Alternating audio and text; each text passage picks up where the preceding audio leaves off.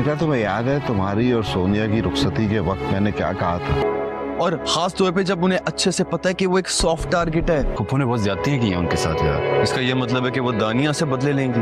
तुम खुद सोचो। मैंने कहा था मैं बेटियां घर बसाने के लिए ब्याह रहा हूँ, कब्रिस्तान आबाद करने के लिए नहीं।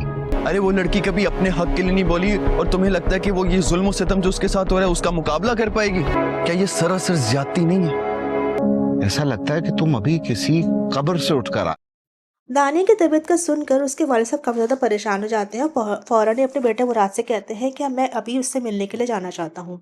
और फिर वो उसके साथ उसके घर चले जाते हैं। उसको देखकर काफ़ी ज़्यादा परेशान हो जाते हैं क्योंकि वो बेइंतहा बीमार लग रही है और उसको देख के लग रहा है वो काफ़ी दिनों से बीमार है।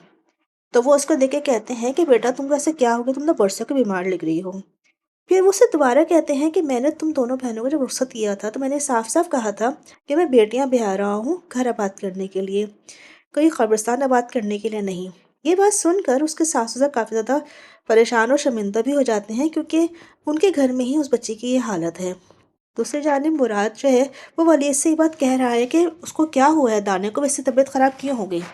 तो वो अपनी माँ के हक़ में बोलता है कि जो तुम्हारी अम्मी है उन्होंने मेरी माँ के साथ बहुत गलत किया है।